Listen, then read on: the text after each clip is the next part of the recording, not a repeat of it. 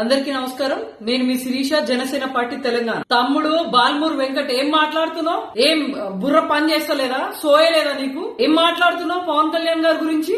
పరిగెట్టిస్తావా? ఆంధ్రాకి వెళ్ళిపోవాలా? ఏం నీ అయ్యా జాగిరా తెలంగాణ?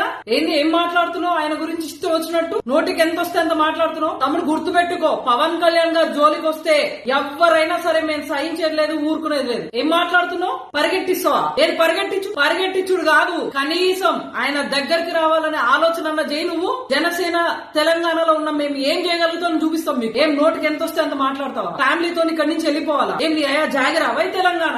ఏం మాట్లాడుతున్నావు నువ్వు? ఎర్ర నోరు అదుపులో పెట్టుకో. మిడిమిడి జ్ఞానం ఏంది? యువత ఊరుకోదా? అరే ఆ యువతను అడ్డు పెట్టుకుని ఏదో సాధించడానికి వచ్చినావు కదా, ఏం పీకినావు? ఏం చేసావు యువతకు నువ్వు? మీ కాంగ్రెస్ పార్టీ వచ్చింది కదా ప్రభుత్వంలో, 2 ఏళ్ళు అవుతుంది కదా. ఏం జాబ్ నోటిఫికేషన్లు ఇప్పించినావు? ఎన్ని జాబ్ పోస్టింగ్లు ఇప్పించినావు? యువత కోసం ఏం నిలబడినావు? అరే మీ కళ్ళబొల్లి మాటలు ఇన్నుడు యువత ఎప్పుడు మర్చిపోయిందిరా బాబు. దయచేసి ఎవరో మీ వెనకాల ఉన్నారు, యువతంతా నీ వెనకాల ఉన్నదని పిచ్చి ఆలోచనకు పోకు. తమ్ముడా చెప్తున్నా, ఇంకొకసారి ఆయన క్షమాపణ చెప్పుడు కాదు, నువ్వు వెంటనే పవన్ కళ్యాణ్ గారికి క్షమాపణ చెప్పకపోతే పరిణామాలు తీవ్రంగా ఉంటాయి. గుర్తుపెట్టుకో. ఊరుకునేది లేదు ఇక్కడ, ఊరుకునేటోళ్ళు ఎవరు లేరు. కబడ్దార్ బిడ్డ, నోరు జర అదుపులో పెట్టుకుని మాట్లాడు. ఎంతలో మాట్లాడాలో అంతలోనే మాట్లాడు. ఆయన నీ లెక్క ఆలకాలు నీలకాలు పట్టుకుని పదవులు తెచ్చుకోలే. 100% స్ట్రైక్ రేట్ తో ఉప ముఖ్యమంత్రి అయిండు. తమ్ముడు నోరు అదుపులో పెట్టుకో. ఉన్న పలంగా నీ మాటలు వెనక్కి తీసుకుని పవన్ కళ్యాణ్ గారికి క్షమాపణ చెప్పలే అనుకో, పరిణామాలు తీవ్రంగా ఉంటాయి. ఆల్రెడీ మీ కాంగ్రెస్ ప్రభుత్వాన్ని తరిమి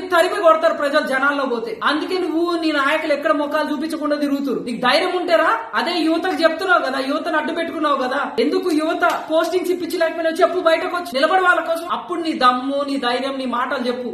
ఊకే మైక్ ఉంది కదా అని కథలు చెప్పకు.